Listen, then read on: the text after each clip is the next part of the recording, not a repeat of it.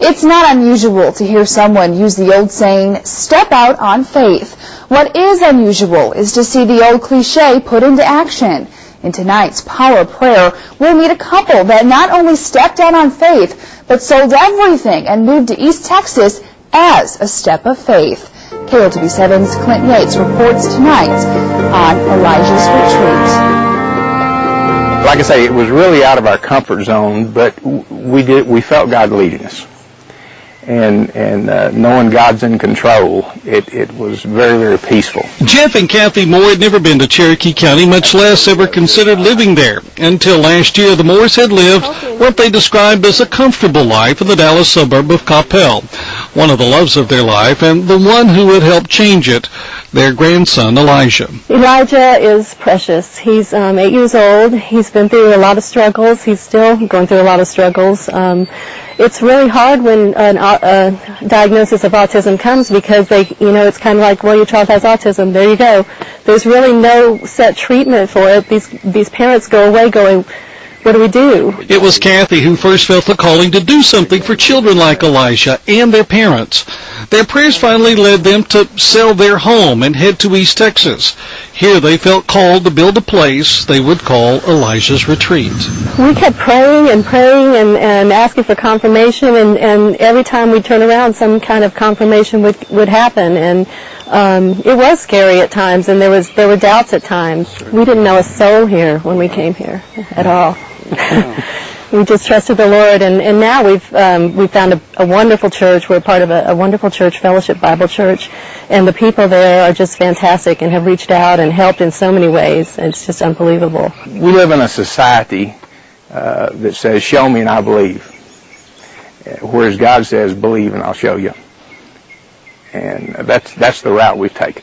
Paying for almost everything themselves, the Moores plan to build a number of cabins on their 50-acre retreat, each built suitable for the family of an autistic child. The first one took shape just a month ago. It was another prayer-filled confirmation. The team of volunteers who had committed to build this cabin had to cancel because of illness. Jeff and Kathy weren't sure what would happen next. Then just 2 hours later, the phone rang. The caller ID said 911 air cargo, and started not to answer it. And it was a lady who heads up the missions department with this company, and they wanted to send 15 people to do whatever needed to be done. And we didn't know them, they didn't know us, and this is just how God works. That group will be back on Memorial Day to help finish this cabin. They've also started a playground. Several horses have been given for the kids to ride. There have been numerous donations of furniture and furnishings along the way, too. As the Moores see their prayers answered, they're starting to realize now how God is at work answering the prayers of others.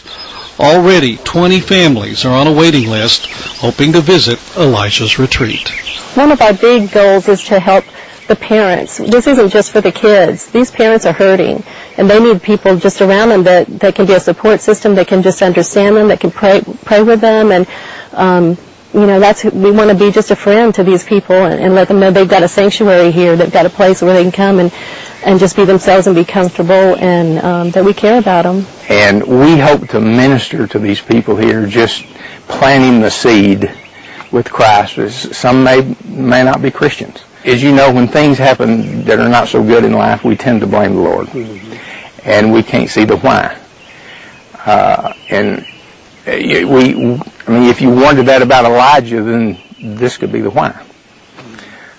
So we feel like this is a ministry that could really help and possibly change lives, especially with the parents. Clint Yates, KLTV 7 News.